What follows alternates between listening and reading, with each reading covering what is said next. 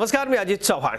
बॉलिवूडमध्ये शोले सारखा दुसरा चित्रपट आजपर्यंत तरी बनला नाही। शोले कितीही वेळा बघितला तरी तो पहावासाच वाटतो। आता हाच शोले 3D मध्ये रिलीज झालाय।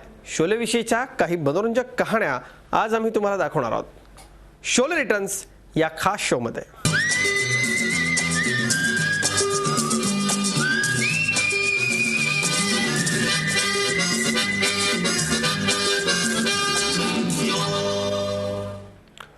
शोले मधला गब्बर सिंग जेव्हा बंदुकीच्या गोळ्यांचा पट्टा हातात घेऊन खडकावरून फिरेल तेव्हा तो पट्टा तुमच्या चेहऱ्यासमोर आल्यासारखं वाटेल, तेव्हा घाबरू नका।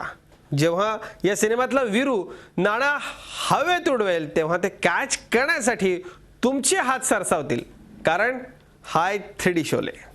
कितने आदमी थे? ये हाथ हमको दे दे ठाकुर। नहीं, हम अंग्रेजों के जमाने के जेलर हैं। कूद जाऊंगा, फन जाऊंगा, मर जाऊंगा। शोलेचा प्रत्येक डायलॉग आणि प्रत्येक कॅरेक्टर बॉलिवूड प्रेमींच्या आजही लक्षात आहे। मुझे 2 आदमियों की जरूरत है। ये वीरू है और ये जयदेव, दोनों के दोनों पक्के बदमाश। क्योंकि ये कौन बोला?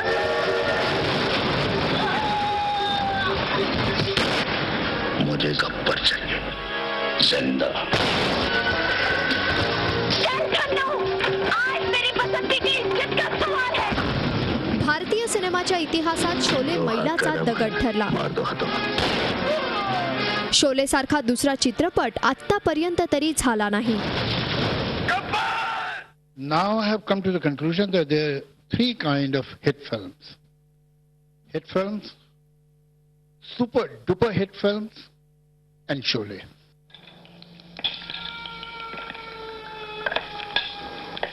हिट आणि सुपरहिटच्या पुढचा चित्रपट आहे रमेश सिप्पींचा शोले।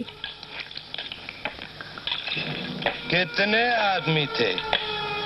सरदार 2 आदमी थे। 2 आदमी। सुअर के बच्चों!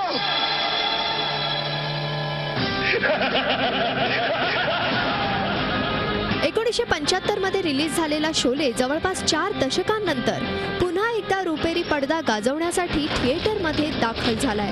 मात्र यावेळी त्याचं रूप बदललंय। 3D मध्ये शोले पुन्हा एकदा रिलीज करण्यात आलाय। जो डर गया समझो मर गया। त्यामुळे हा सिनेमा पाहताना प्रेक्षकांना वेगळा आनंद मिळणार आहे। गब्बर अगदी तुमच्या जवळ असल्याचा तुम्हाला भास होईल। जय जेव्हा नाणं हवेत उडवेल तेव्हा ते घेण्यासाठी तुम्ही हात पुढे केल्याशिवाय राहणार नाहीत।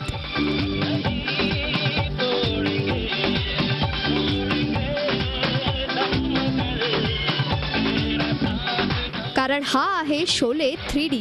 जयंतीलाल गाढा यांनी शोलेचं 3D व्हर्जन तयार केलं आहे। त्यासाठी त्यांना बरीच मेहनत घ्यावी लागली।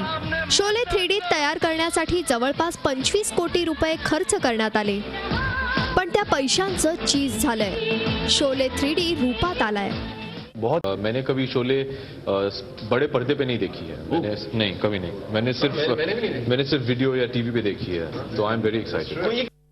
मैंने आज बहुत सालों बाद देखी और कितनी यहाँ आज की फिल्में देखी और उनमें आदमी थोड़ा सा शिफ्ट यहाँ वहाँ होता है, लेकिन इस फिल्म में तो आदमी अभी भी जुड़ा रहता है। और 3D में तो बहुत अच्छा लगा है।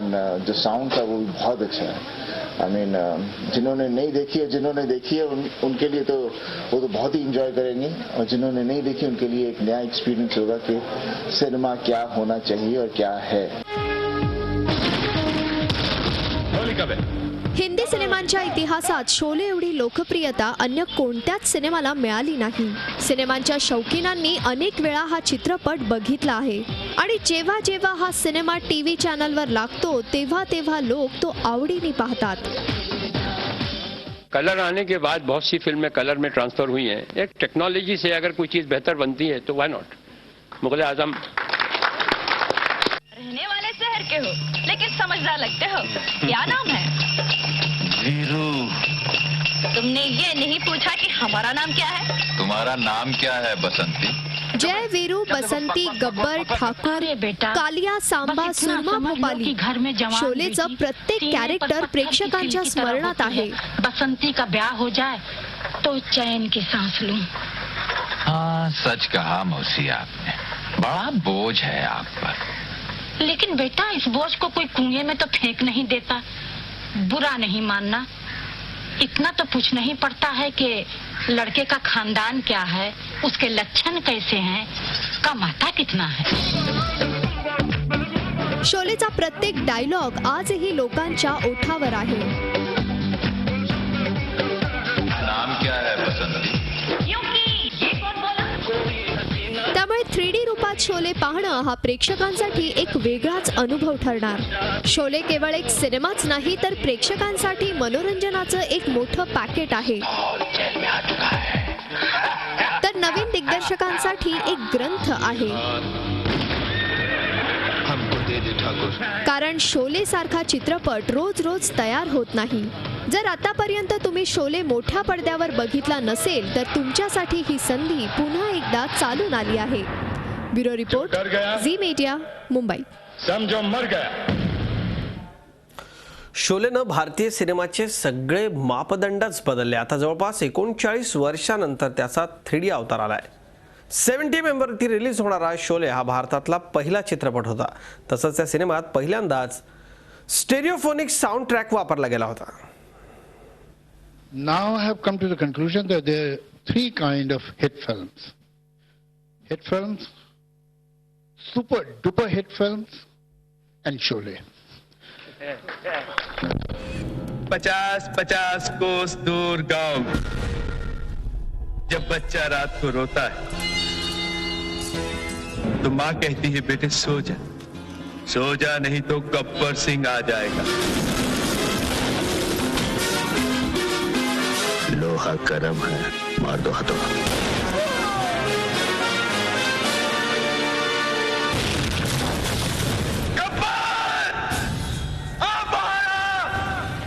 शोले 70च्या दशकातली ब्लॉकबस्टर फिल्म. 70 mm स्क्रीनवर यशाचा नवा विक्रम या सिनेमानं त्या काळी नोंदवला होता. आता तब्बल 39 वर्षांनंतर पुन्हा एकदा हा सिनेमा थिएटरमध्ये झळकलाय. खरं तर नव्या पॅकेटमध्ये जुना माल असं असलं तरी शोले कितीही वेळा बघितला तरी तो बोर होत नाही. ये वीरू है और ये जयदेव, दोनों के दोनों पक्के बदमाश. शोले पुन्हा एकदा प्रेक्षकांसमोर घेऊन आली आहे ही जुनी प्रसिद्ध जोडगोळी. हम काम सिर्फ पैसों के लिए करते हैं.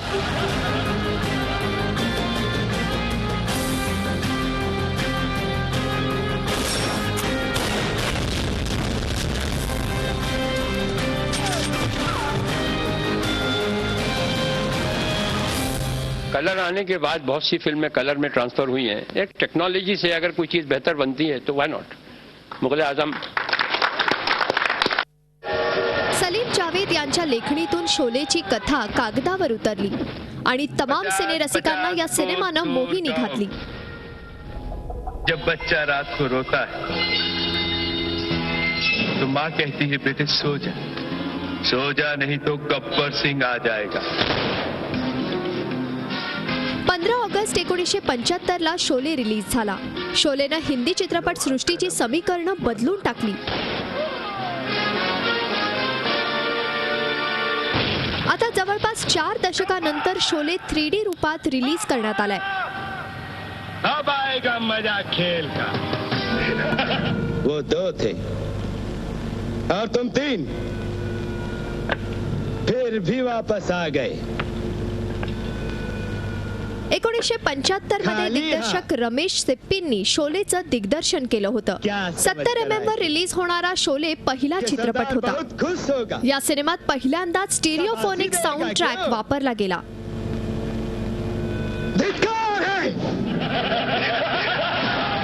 आता 3D मध्ये या सिनेमाचं व्हर्जन रिलीज करण्यात आलंय. शोलेनं हिंदी सिनेमाचे सगळे मापदंड बदलून टाकले. या सिनेमात ॲक्शन, ड्रामा, रोमॅन्स सगळं काही आहे. पण सिनेमाची USP होती जय वीरूची जोडी आणि त्यांची मैत्री.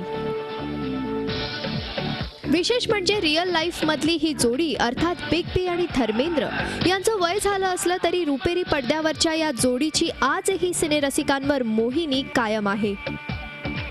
शोलेचं शूटिंग सुरू असताना अभिषेक बच्चन हा जया बच्चन यांच्या उदरात होता. त्यामुळे त्याला या सिनेमाचं स्क्रीनिंग बघता आलं नाही याची त्याला खंत होती. मात्र 37 वर्षांच्या अभिषेकचं ते स्वप्न पूर्ण होणार आहे. तुम्हारा नाम क्या है बसंती?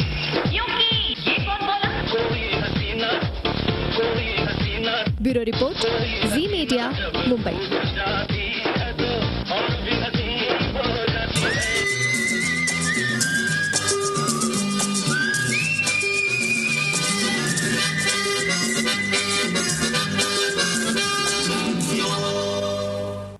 शोलेची कथाही तीच आहे, कॅरेक्टर्स देखील तीच आहेत, मात्र संगीत वेगळं आहे. शोलेच्या 3D अवतारामध्ये शोलेच्या संगीताला रिमिक्सचा तडका लावण्यात आला आहे.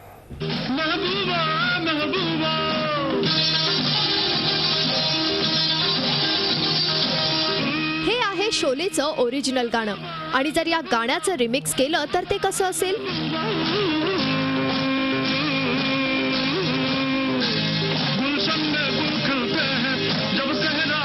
रिमिक्सच्या फास्ट बीट्सवर हेलनचा डान्स कसा वाटेल याचा कधी तुम्ही विचार केलाय का? तर मग आता आम्ही तुम्हाला दाखवणार आहोत शोलेच्या या जुन्या गाण्याचा नवा अवतार. बदलत्या काळासोबतच या गाण्याचं रूपही बदललंय. 1975 मध्ये या गाण्याच्या ओरिजिनल व्हर्जननं सिनेरसिकांना वेड लावलं होतं. तसंच आजही हे गाणं बॉलिवूड प्रेमींच्या फेवरेट लिस्टमध्ये आहे. बघितलात हेलनचा हा रिमिक्स अवतार?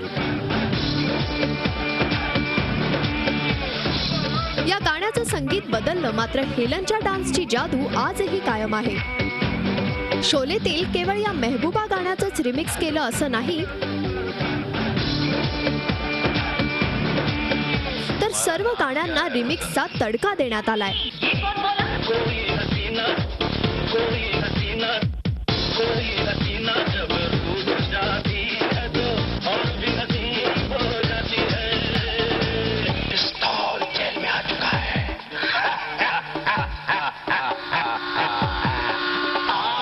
कुठलीही पार्टी असो अथवा फंक्शन, तिथे हे गाणं हमखास ऐकायला मिळणारच. त्यामुळेच आजवर या गाण्याचे अनेक रिमिक्स झालेत. बदलत्या काळानुसार या गाण्याच्या संगीतात बदल होत गेला. जब तक तेरे पैर चलेंगे उसकी सांस चलेगी. गेल्या 39 वर्षात संगीत क्षेत्रात फार मोठा बदल झाला असून नव्या पिढीची आवड बदलली आहे. संगीताचं हे नवं रूप आणण्यात डीजेंचा मोठा वाटा आहे.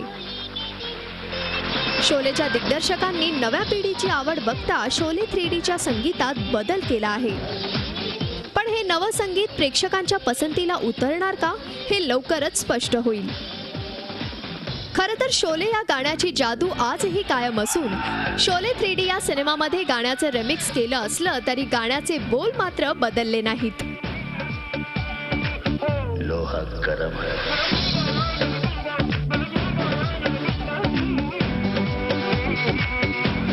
म्हणतात ना, old is gold. Bureau report, Zee media, Mumbai.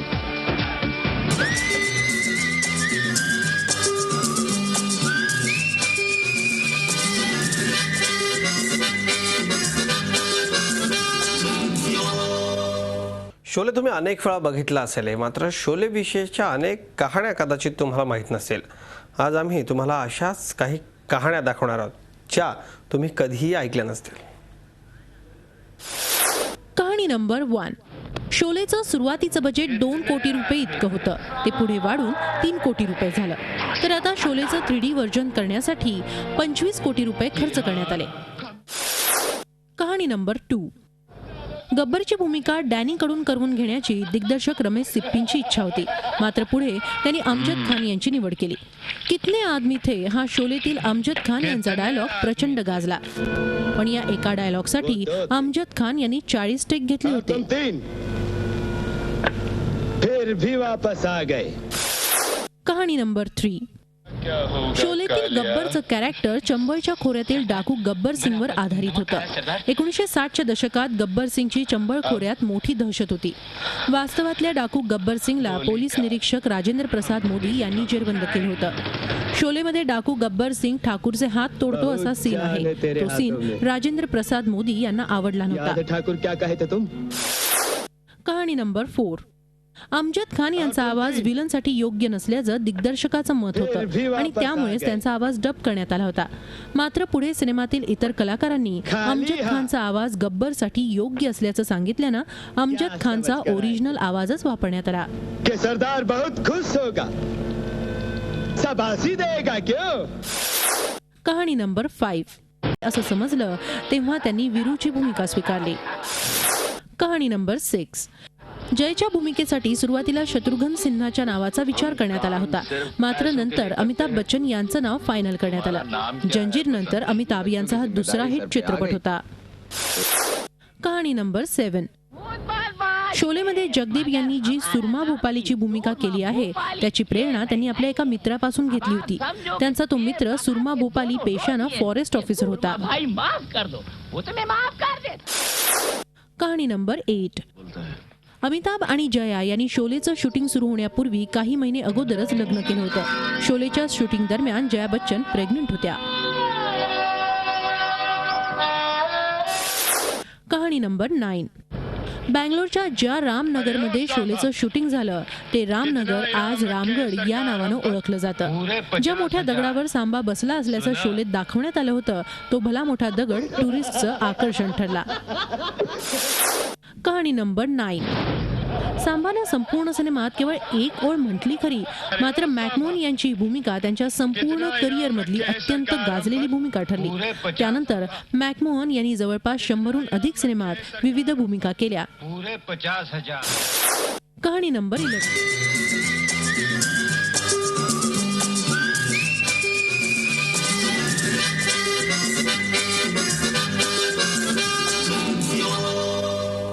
Zee 24 तास एक पाऊल पुढे.